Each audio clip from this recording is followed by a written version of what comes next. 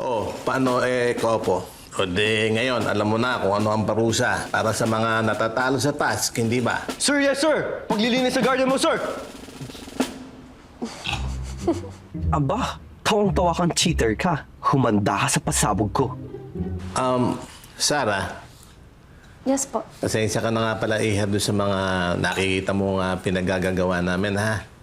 Alam mo nga pala, dati pa, dito lahat nagbabakasyon ng mga apo kong lalaki para maturuan ko sila ng mga tamang disiplina. Para hindi maging batugan at saka matuto ng mabibigat na gawain sa bahay. Parang sundalo lang. Laging handa sila sa labanan. Kaso, marami na sa kanila may asawa eh. Kaya silang dalawa na lang naiwanan. Naku, walang kaso po yun. Okay lang po sa akin. Tsaka natutuwa nga po ko na nakikita kong napalaki nyo ng maayos sa mga apo nyo. Mga disiplinado, masisipag at mga tunay na lalaki. Alo! May papaalam lang po pala ako May tropa akong pupunta dito. Nakikwento ko po ito sa mga tropa ko eh. Baba, magandang balita yan na po. Matagal nang walang dumadalaw ditong ibang tao.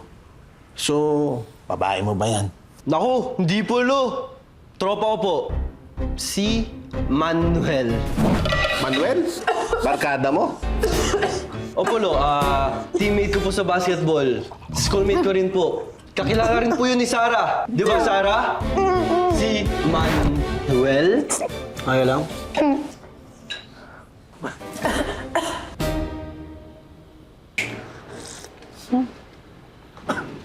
Sarap naman itong tsa ko. La la la. Ano bang problema mo, ha, bakla? Hinahamon mo ba talaga ako?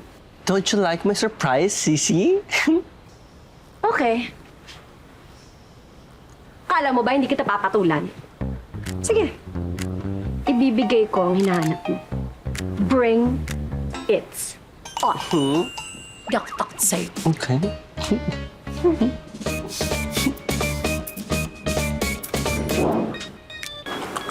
Alam mo, Sarah, dito sa amin, walang trabahong lalaki, walang trabahong babae.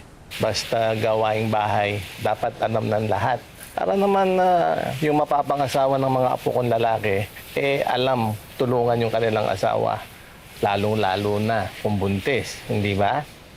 Tama po yun. Ang galing nga po ng pagpapalaki niyo sa kanila. Bilib po ako. Oo, Iha. Kaya ngayon pa lang sasabihin ko na sa'yo, pag napangasawa mo si Lucas, hindi ka mahihirapan sa kanya.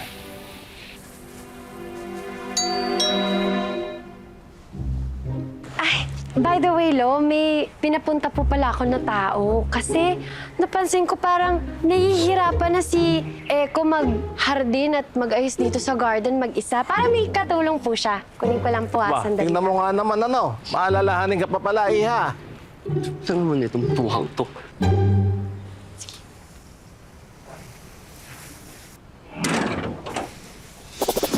Boom-bap sa tenga para lang mag-check. Boom-bap sa tenga para lang mag-check. Sir! Oh my gosh! Eko! Ay! Kuya, sorry po. Sorry. Sorry.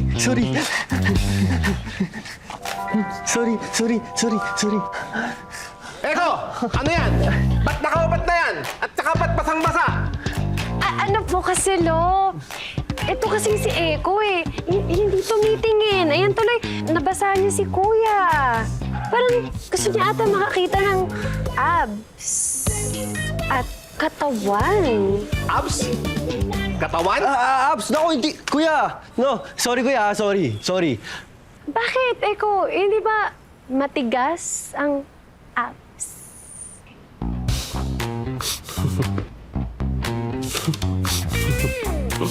Hi, Manuel. Ano, nakapag-decide ka na? With Sarah kasi, di ba? And she'd like to meet you na here sa Place de Lolo. I'll send the address na, okay? See you very soon.